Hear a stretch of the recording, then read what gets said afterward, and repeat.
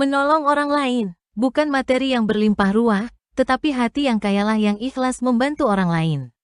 Jika hanya dapat membantu orang lain, jika kita sudah mampu atau berlebihan, itu sering diartikan sempit, apalagi diartikan secara finansial belaka. Jika kita bisa berpikir cemerlang dan menghasilkan ide yang brilian, ini juga sumber daya yang dapat disumbangkan. Ini tercermin dalam kisah orang tua saya di desa, sewaktu saya masih kecil, di mana ayah saya suka belajar sastra agama pada seorang bijaksana yang letaknya lumayan jauh. Kata orang sejenis perguruan, dulu di kampung hal-hal seperti ini termasuk langka. Perguruan ini termasuk perguruan spiritual yang diajarkan hal-hal kebijaksanaan. Kebetulan ayah saya seorang penari tradisional yang berperan dalam lakon-lakonnya memberi nasihat terutama dalam kehidupan.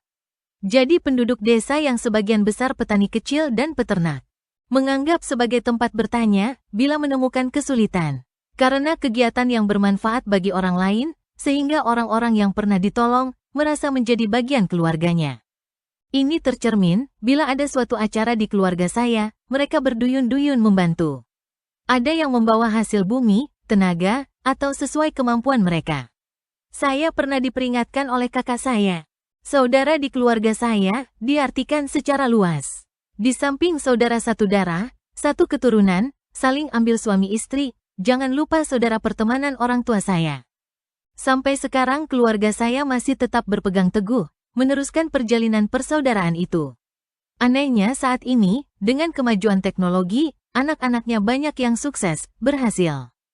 Baik di bidang finansial maupun karir, masih tetap menghormati keluarga saya.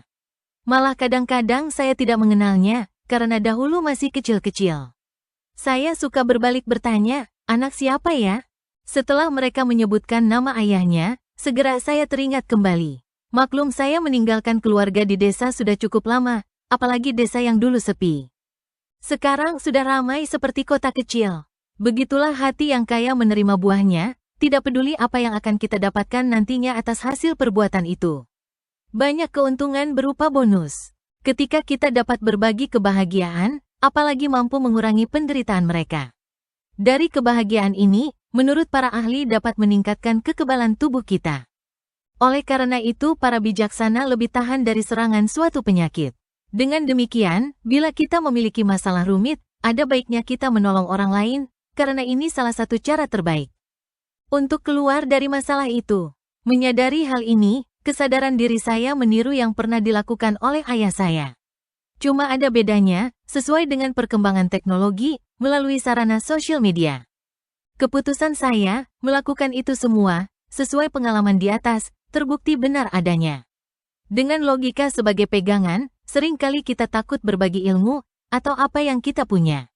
Bayangan ketakutan, orang lain akan mengalahkan kita, atau merasa belum cukup untuk hari esok atau ilmu masih dangkal, ragu berbagi.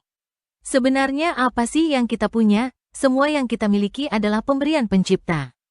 Semua merupakan karunia yang kita terima, bukan milik kita. Oleh karena itu semua manusia tidak pernah kehilangan, karena tidak memiliki apapun. Nah, jika demikian, mengapa kita harus takut? Segera menolong orang yang membutuhkan pertolongan itu. Semoga dapat menginspirasi.